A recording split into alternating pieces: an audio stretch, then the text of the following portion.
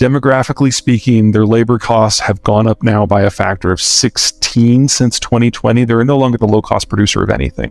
The demographic situation is now so atrocious that they're literally running out of people aged 40 to be in the factories in the first place. And that's before you consider perhaps an energy shock because of the Ukraine war or trade shock because of tensions with the United States. We're going to lose them, and we are not ready for that. Central bank digital currencies mean something different to everyone, and in the most extreme version, which is what the Chinese are trying to implement, there's some version of what you just outlined actually is the express government goal, the ability to monitor in real time every transaction everywhere.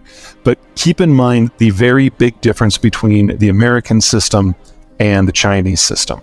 The American Federal Reserve is just a few hundred people, and they have no interest in monitoring transactions, and they have no capacity without at least 100-fold expansion in their staff.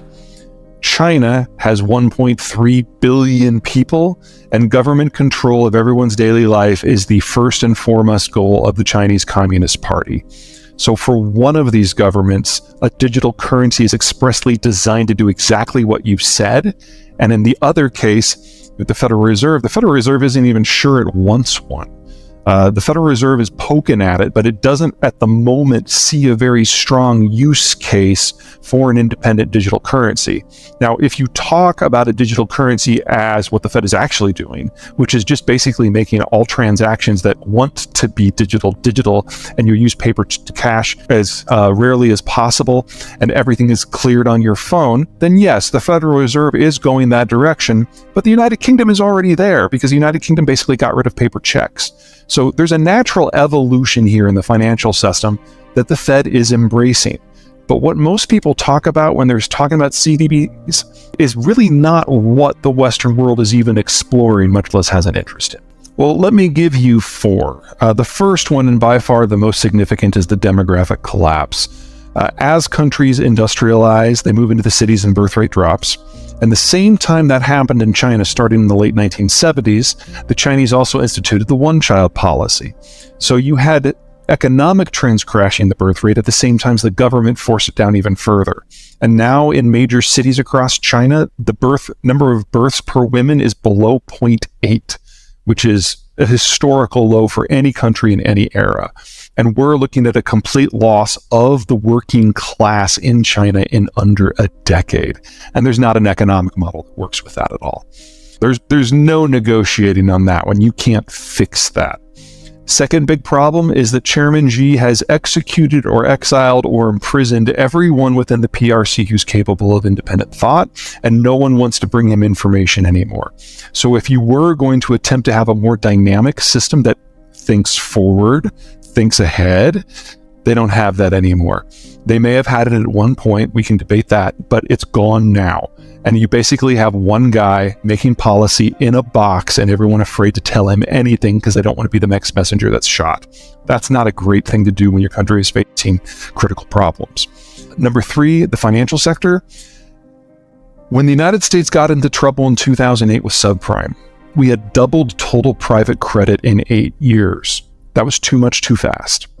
China has increased their credit by a factor of 34 in 20 years. There is no country in history that has gone up this far, this fast, ever, and survived doing 1/3 of that volume. So you want to talk about a financial crisis, it will be centered in the People's Republic, and the economic sector that is most exposed in China is agriculture. So not only do you have an industrial bust to go with the financial bust, you might even have famine. And that brings us to the fourth thing. China imports 3/4 of their energy. 3/4 of that comes from the Persian Gulf or further beyond. And they import over 3/4 of the inputs that are required for them to grow their own food. They are the country most dependent upon international trade simply to exist. And whether it's the Ukraine war or spat in the Persian Gulf, or the Americans going on the warpath, or simply internal political incompetence, which is now rising every day, this doesn't work, not in a non-globalized system. So China is going to flame out just as impressively as it flamed on. And we're all going to remember it for a good long time.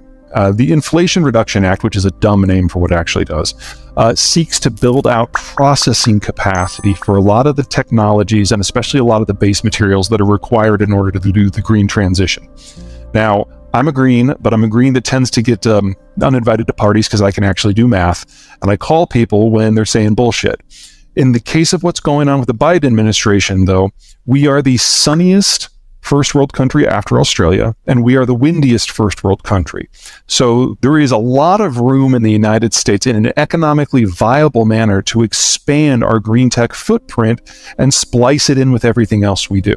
Now, there's 1,000 caveats in that statement about the wheres and the whens and the hows and the how fasts. I think that's a good starting point.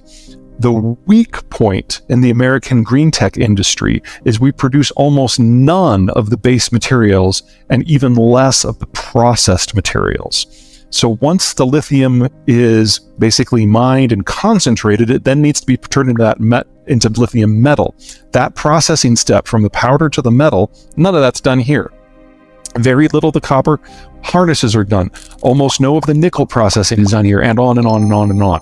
And if I'm right about China, we're going to lose the location that does most of the processing. And guess what the country is in the world that does the second most processing? Russia. So the idea that there's a few $100 billion floating around in the American system to chase after industry to do this at scale in North America, I think is a grand idea. Once you get out of the weeds, you will find things you don't like. But overall, remember, this is the first industrial policy the United States has had since the 1940s. The advantage we have on the American president right now is that he was a full grown-ass man in the 1940s. He remembers how that went. He's the only person alive right now who does. And so it makes sense that he's the first person to come up with an industrial policy since then.